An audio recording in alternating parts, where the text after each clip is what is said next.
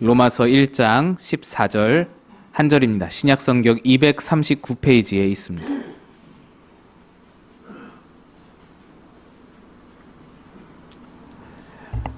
로마서 1장 14절 말씀, 우리 함께 합독하여 읽겠습니다. 시작. 헬라인이나 야만인이나 지혜 있는 자나 어리석은 자에게 다 내가 빚진 자라. 아멘. 기도하겠습니다. 하나님, 새해 첫날 주님 앞에 나와 이 첫 시간을 주님께 드립니다.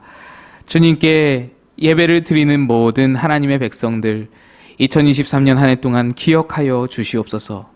주님의 은혜를 바라며 오늘도 말씀 앞에 서오니 주님 말씀의 은혜를 주시사 한 해 동안 바른 길로 걸어가게 하여 주시고 그 은혜의 빛이 우리를 풍족하게 채우도록 함께하여 주시옵소서. 전하는 자는 감추시고 주의 은혜만을 바라보며 예수님의 이름으로 간절히 기도드리옵나이다. 아멘.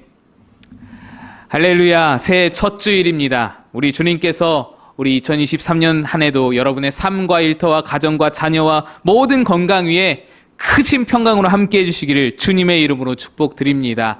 우리 다시 한번 앞뒤좌우로 인사하겠습니다. 새해 복 많이 많이 받으세요.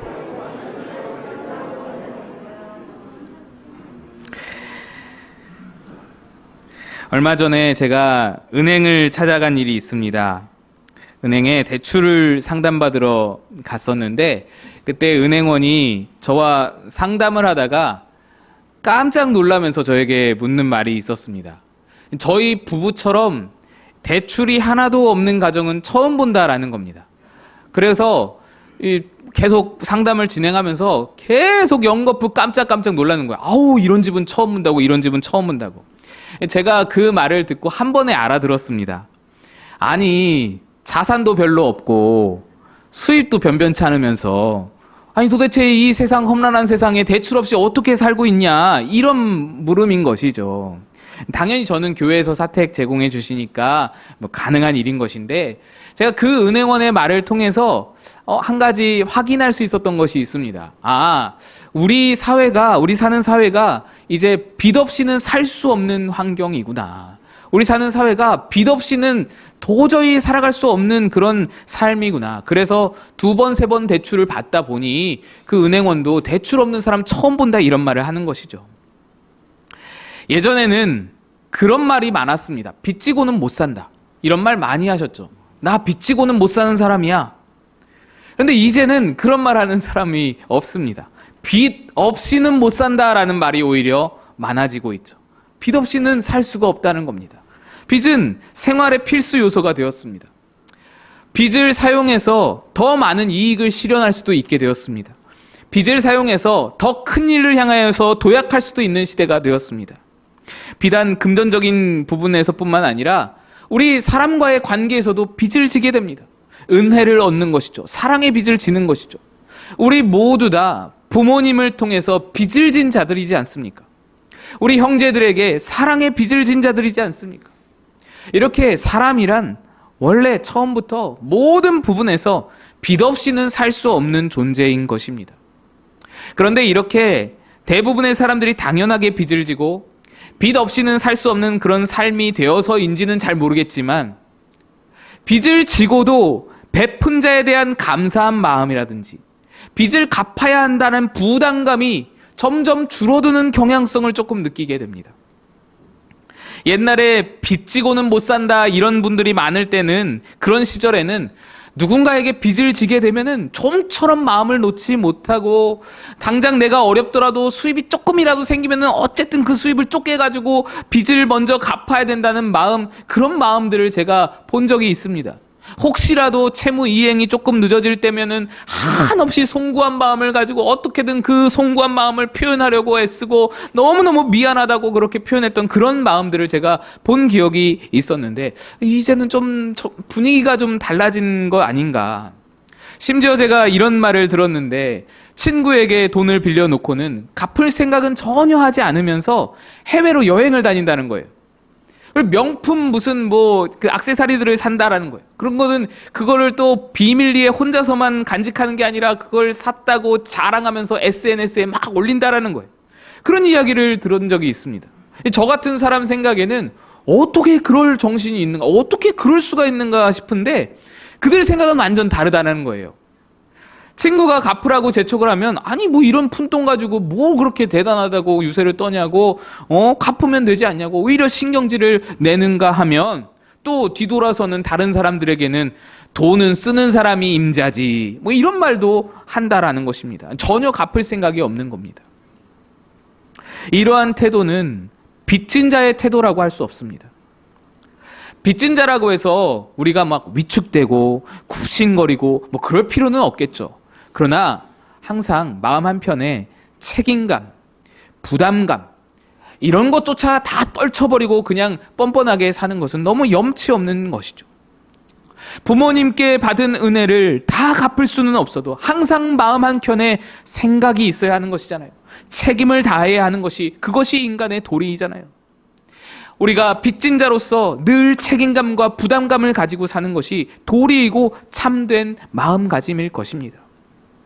다른 모든 빚에 대해서도 마찬가지이겠지만 특별히 오늘 말씀드리고자 하는 것은 복음의 빚에 대해서는 더더욱 우리가 그러한 부담감, 책임감을 잊어서는 안 되는 것입니다. 오늘 본문 말씀은 사도 바울이 자기 자신이 가지고 있던 복음의 빚에 대해서 언급하는 구절입니다. 사도 바울은 복음을 전하기 위해서라면 세상 끝까지도 어떻게든 다 도달해서 가고자 하는 그런 열정을 가지고 있었던 사람입니다.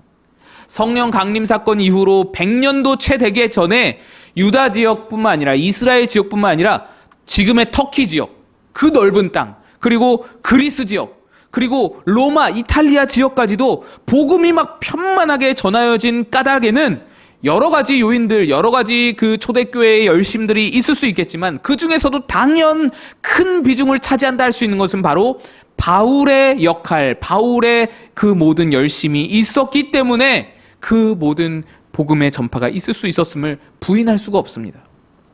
바울이 그렇게 열정적으로 복음을 전할 수 있었던 이유는 그에게 빚진 자 의식이 있었던 덕분입니다.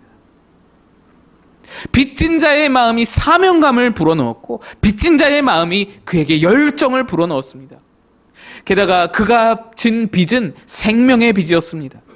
죄로 말미암아서 죽어가던 자를 건져주신 목숨을 빚진 것입니다. 그래서 그는요 어디를 가든지 목숨조차도 아까워하지 않고 자기 목숨을 다 내어주고는 전도자로 살았던 것입니다.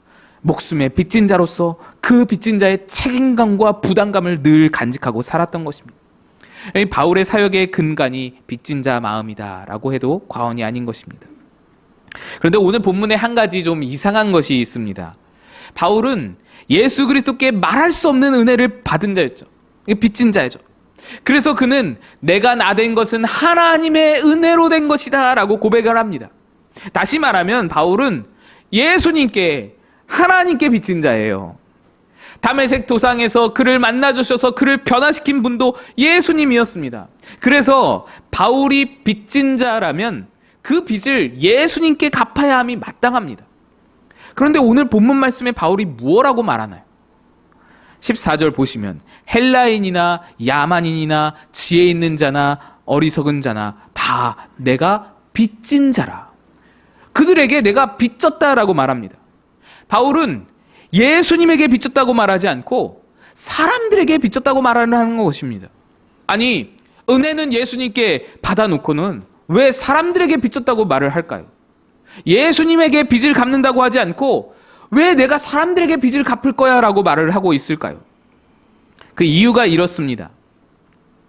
하나님이 우리에게 구원의 은혜를 베풀어 주신 것은 그걸 당신에게 갚으라고 베푸신 것이 아닙니다. 에베소서에서 이렇게 말합니다. 에베소서 2장 8절 너희는 그 은혜에 의하여 믿음으로 말미암아 구원을 받았으니 이것은 너희에게서 난 것이 아니요 하나님의 선물이라. 여러분, 선물이 무엇입니까? 선물은 대가를 바라지 않고 주시는 은혜입니다. 그것이 선물입니다. 그러고 보니 은혜도 무엇입니까? 은혜는 받을 자격이 없는 자에게 이거를 갚을 것을 계산하지 않고 베풀어 주시는 것이 은혜이지 않습니까? 주님은 우리에게 뭘 받을 것을 계산하여서 우리에게 이 놀라운 복음과 구원의 은혜를 주신 것이 아니라는 이야기입니다. 그래서 예수님도 우리를 향해서 그렇게 비유를 하시죠.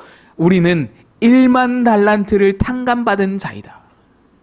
1만 달란트, 뭐 몇 천억, 수천억 한다잖아요. 뭐 이렇게 계산해 보면은 애초에 우리에게 그 은혜를 갚을 실력도 없고 능력도 없고 갚을 수 있는 그런 어떤 생각도 못할 우리 존재들이란 것을 하나님이 아시는데 하나님이 은혜를 주셨다라는 거예요.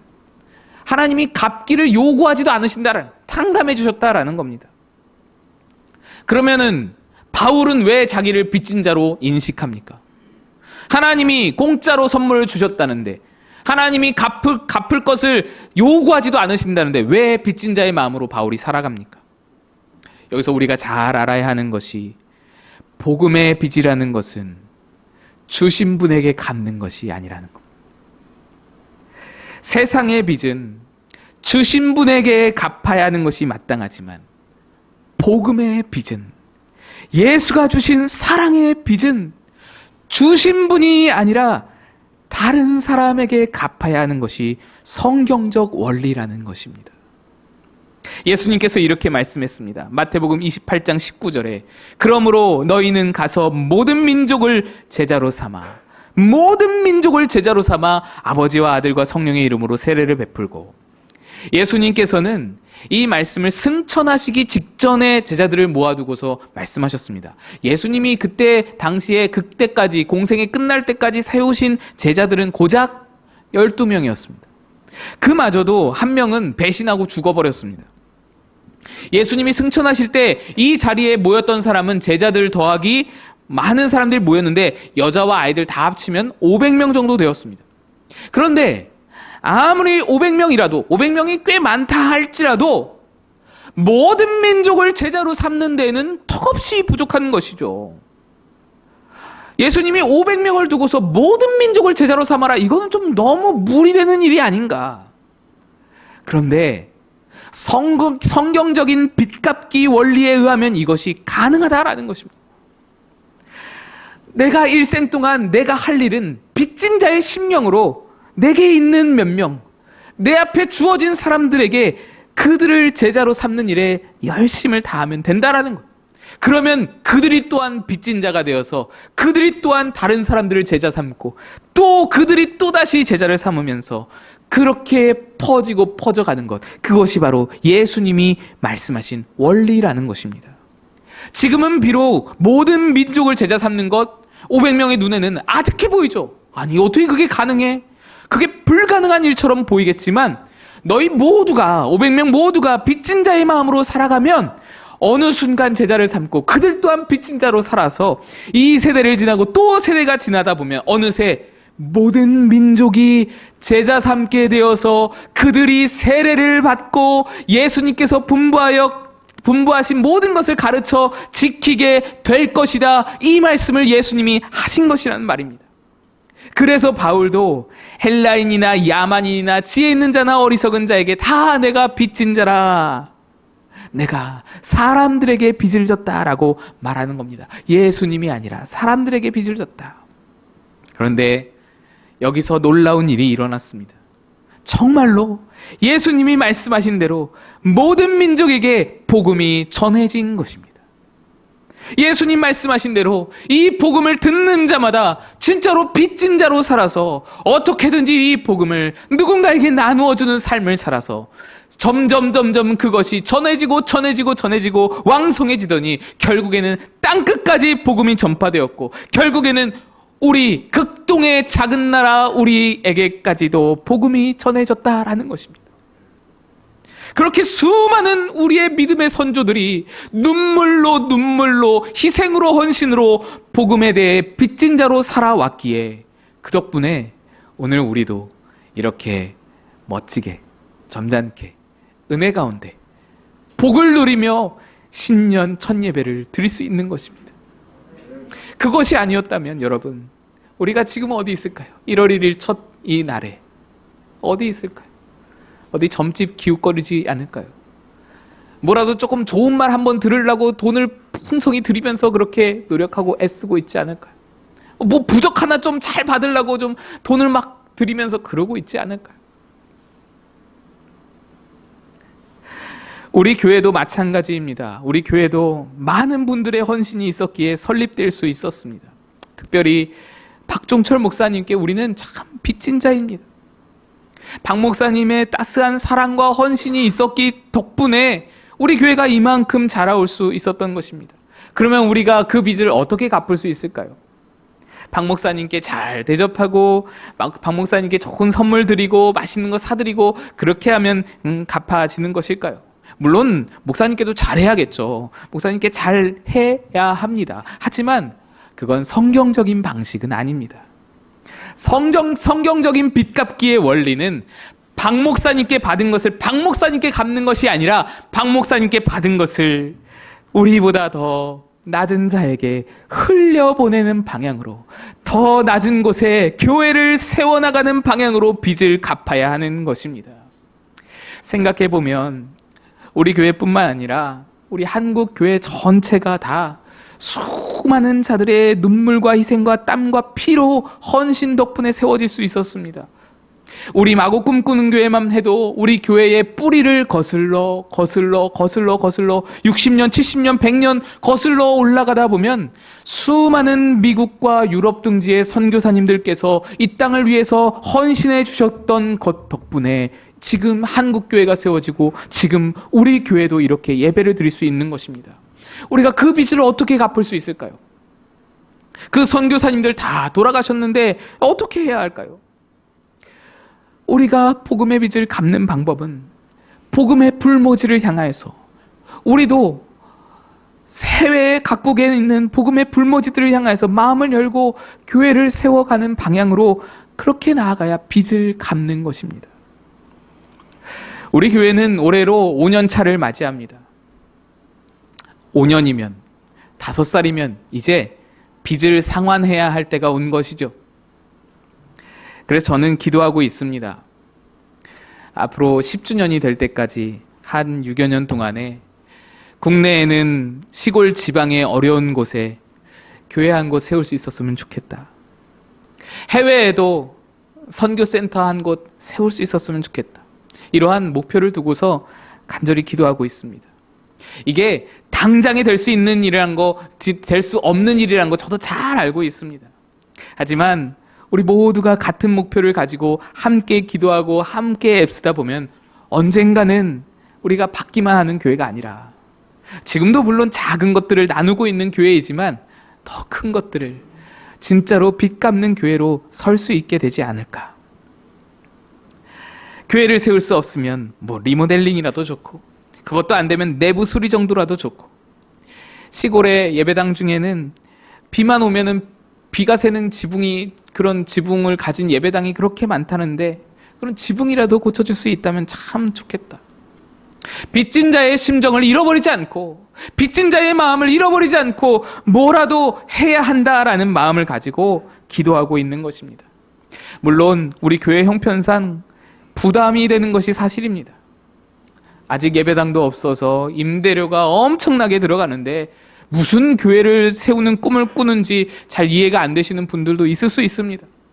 아니, 지금 우리 아이들 놀만한 공간도 너무너무 협소해가지고 정말 아이들이 고생하고 그렇게 서로 그냥 쪼개고 나눠가지고 장소 사용하고 있는데 무슨 교회를 세우냐며 마음이 좀 불편하실 분도 있을 수 있습니다. 그러나 여러분, 원래부터 빚진 자의 마음은 부담을 갖는 마음입니다. 이사야서 52장 7절에서 이렇게 말씀합니다.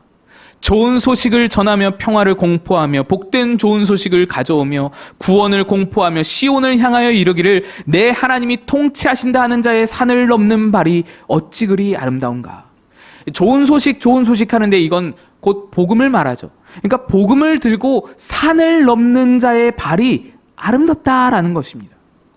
근데 복음을 들고 오면서 왜 평지를 걸어오지 않고 산을 넘는다고 말하는 것일까요? 왜 복음을 들고서 평평한 길을 나오지 않고 왜 언덕을 넘고 산을 넘어야 하는 것입니까? 왜냐하면 복음을 전한다는 것은 언제나 부담을 떠안는 행위이기 때문입니다. 복음을 전한다라는 것은 언제나 한계를 넘어야 하기 때문에 그렇습니다. 그래서 모든 복음에 빚진 자들은 다 산을 넘는 자들인 거예요. 성경은 산 같은 부담과 한계를 뛰어넘어서 다가오는 그들의 헌신을 향하여서 복음을 들고 산을 넘는 자들의 그 발이 어찌 그리 아름다운가 경탄하면서 그들을 바라보고 칭송하고 있는 것입니다. 해외 선교라는 것도 그렇습니다. 해외 선교에 대한 부정적인 인식들이 우리 가운데 있을 수 있죠. 많은 해외 선교사들이 비위를 저지르고 부정적인 모습들을 우리에게 많이 들려주고 보여줍니다. 그래서 어디 선교사님 이라고 하면은 잘 믿어지지가 않는 것이 우리의 형편입니다. 그러나 그렇다고 해서 우리가 짊어진 빚을 모른 척할 수는 없는 것입니다. 우리가 짊어진 빚이 어떠한 빚인가요? 우리에게 지워진 빚이 어떠한 빚인데요? 합정동에 있는 양화진 외국인 선교사 묘역에 가보시면은 한 가족의 묘가 있습니다. 윌리엄 제임스 홀이라는 그 가족, 그분의 선교사님의 가족 묘인데요. 이것이 바로 윌리엄 제임스 홀의 묘비입니다. 이분은 캐나다 사람인데 가난한 빈민을 위해서 선교하겠다는 그 일념 하나를 가지고 미국으로 건너가서 미국 의대에 지원을 했습니다. 그리고는 학교에서 이제 실습을 나가라고 해서 뉴욕 빈민가의 어느 병원으로 실습을 나갔는데 그 병원에 글쎄 너무나 아름다운 여의사가 있는 거예요. 그래서 한눈에 반해버려서 그 여의사와 그 여인과 곧 사랑에 빠지게 되고 그들은 연인이 되었습니다. 이 여인의 이름이 로제타, 그리고 이 남자의 이름이 윌리엄입니다. 둘이 그렇게 두 의사가 그렇게 사랑을 키워가고 있었습니다. 그런데 사랑을 시작한 지 얼마 안 돼서 너무나 가슴 아픈 일이 일어나게 된 거예요. 이 윌리엄은 애초부터 중국 빈민들을 향한 마음이 있었습니다. 그래서 중국 선교사를 자기가 속한 단체에다가 지원했고 중국 선교사로 파송을 받게 되었습니다. 그런데 로제타와는 뜻이 맞지 않는 거예요. 이 로제타는 의과대학을 들어간 이후부터 그때부터 한 가지 목적이 있었는데, 그때 어렸을 때 자기가 들은 소식이 극동의 어느 이름 모를 작은 나라에는 여자 의사가 한 명도 없어가지고 수많은 여인들이 남자 의사들에게는 진료받지 못할 그런 형편에 있어서 진료조차 받지 못하고, 너무 작은 병인데도 진료조차 받지 못하고 죽어가고 있다라는 이야기를 이 로제타가 듣고, 내가 그 땅으로 가서 의사가 되어 내가 그 땅 가서 선교사가 돼야겠다, 이 마음을 갖고 의대에 지원을 했고 의사가 되었던 것입니다. 그 땅이 어디겠어요? 조선 땅입니다. 그래서 이 둘이요, 조선과 중국을 서로 다르게 품고 있었기 때문에 어쩔 수 없이 약혼을 하고 윌리엄은 중국으로, 로제타는 조선으로 향했습니다. 이별을 한 거예요. 윌리엄의 마음에는 로제타가 조선을 포기하고 나에게로 오겠지 하는 그런 마음이 있었습니다. 그런데 여자가 더 독한 거예요. 이 로제타가 끝까지 조선을 붙들고 놓지를 않는 거예요. 윌리엄이 로제타가 너무너무 보고 싶어서, 너무너무 그리워서 중국을 포기하고 자기를 파송한 단체에 나를 조선으로 파송해 주십시오 간절히 요청해서 결국엔 조선에 함께 만나게 되어서 조선 땅에서 결혼을 하고 조선 땅에서 아들을 낳았습니다. 그런데 이들의 불행이 여기서 끝이 아니었어요. 결혼한 지 몇 년이 되지 않았는데 남편 윌리엄이 병들어서 죽게 됩니다. 그때 윌리엄 나이 30대 초반이었습니다. 로제타는 슬픔을 삼키면서 남편의 장례를 잘 치렀고, 그 다음에 장례가 다 끝나고 이제 조금 쉴까 하는데 배가 이상한 거예요. 속이 이상한 거예요. 둘째가 들어선 겁니다. 그래서 이 로제타가 하는 수 없이, 남편 없이 출산을 할 수가 없으니 하는 수 없이 둘째 출산을 위해서 미국으로 건너갑니다. 잘한 선택이죠. 그래야만 되죠. 이쯤 되었으면 이제 빚진 자로서 할 만큼 한 것이죠. 그녀도 최선을 다했습니다. 캄캄한 조선 땅에 와가지고 남편도 잃어버리고 조선 붙드느라 남편 잃어버리고 몇 년간 어느 정도 사역도 하면서 많은 사람들을 의사로 키워냈으니 거기다가 이제 둘째도 생겼으니 이제 미국에서 남편 없이 새 출발하면서 아이들 둘 키우면서 그렇게 잘 살면 되는 겁니다. 할 만큼 했어요. 빚 다 갚았다고 생각할 수 있어요. 그런데 로제타가요, 미국에서 출산한 그 딸아이를, 그 핏덩이를 다시 데리고 조선 땅으로 돌아옵니다. 참 기가 막힌 것이, 그렇게 데리고 그 두 아이를 데리고 들어온 지 얼마 안 돼서 그 어린 둘째 아이가 조선의 전염병으로 인해서 죽음을 맞이하게 됩니다. 그러니 로제타는 조선 땅에서 남편과 딸을 둘 다 잃어버리게 된 거예요. 그러면 이제 남아있는 하나의 가족, 우리 유일한 가족, 첫째 아들, 이 아이라도 살리기 위해서라면 미국으로 돌아가는 게 맞습니다. 그런데 그녀는 오히려 그 딸아이의 묘비 앞에서 이렇게 하나님께 기도합니다. 하나님, 저는 비록 이 땅에서 사랑하는 남편과 딸을 잃었지만 내 아들과 조선에서 오랫도록 사역할 수 있게 도와주세요. 조선을 버리지 않는 거예요. 그렇게 로제타 여사는 남편과 딸을 이 땅에 묻으며 이 로제타 선교사님이 눈물로 우리나라에 씨앗을 뿌리게 됩니다. 그리고 그 씨앗들이 열매를 거두어서 평양의 최초의 근대식 병원인 기홀병원이 세워지고, 그 후로도 여러분 잘 아시는 이대병원이 세워지고, 인천 간호대학교가 세워지고, 인천 기독병원이 세워지고, 또 농아학교, 맹인학교, 경성여자전문대학교, 또 맹인들을 위한 로제타 타자기, 그런 것도 다 만들어내시고, 이 여러 가지 기관들을 설립하시고, 그녀 또한 이 땅에서 돌아가셔서 합정동 양화진 외국인 선교사 묘역에 온 가족이 함께 안장되게 된 것입니다. 남편이 죽고 딸을 출산하러 미국에 들어갔을 때에 로제타 여사라고 어찌 그 땅에 머물고 싶은 마음이 왜 없었을까요?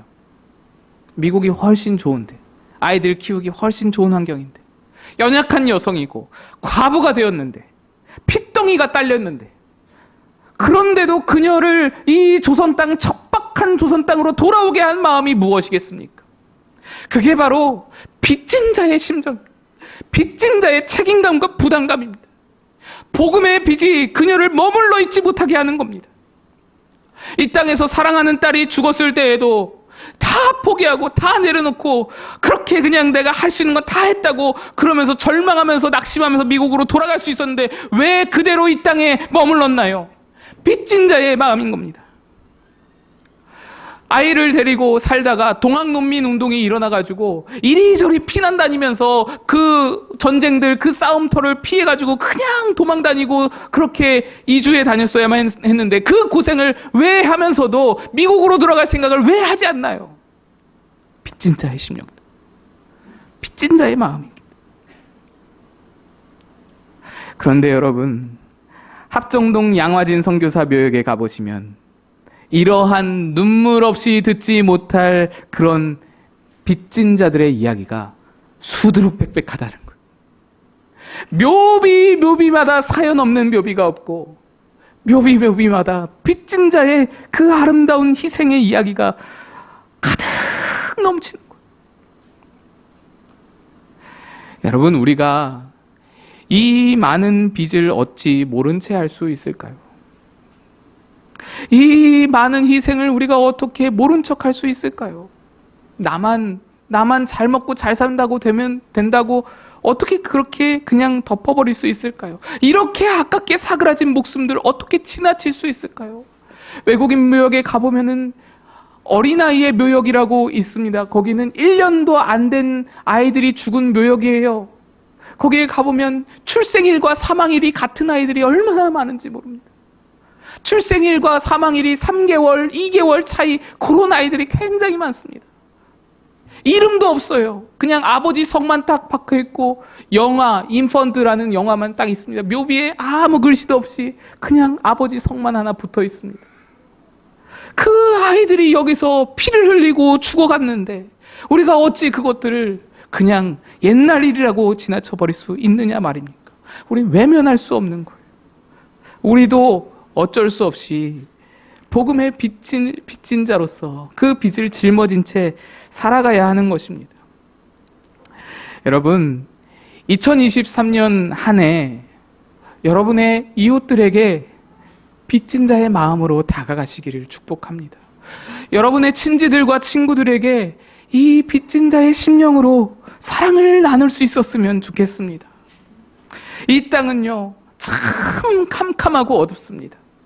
살아가면 살아갈수록 사회에 나가서 경험을 해보면 해볼수록 더 그걸 느끼죠. 너무너무 어둡고 예수의 생각과 예수의 그런 사상과는 너무나 다른 세상이 이 세상이지 않습니까? 내가 과연 이 작은 불빛 비춘다고 해서 이게 빛이 과연 역할을 할까? 빛이 비춰질까? 어둠이 물러갈까? 이런 생각이 드는 것이 이 땅입니다. 하지만 이 빚진 자의 마음을 놓치지 않고 언제든지 빛을 비추어 갈 때, 작은 불이든지 켜주어 비추어 가다 보면은 어두운 세상에 언젠가는 빛이 밝아지고 작은 불빛 하나하나가 모여서 언젠가는 이 어둡고 캄캄한 세상이 밝게 빛나는 날이 오게 될 것입니다. 우리가 빚진 자로 살아갈 때 우리의 작은 불빛, 그 빛을 보고 영원히 살아나고 세워지게 되는 놀라운 역사가 일어날 줄로 믿습니다. 우리 함께 다 같이 찬양하겠습니다.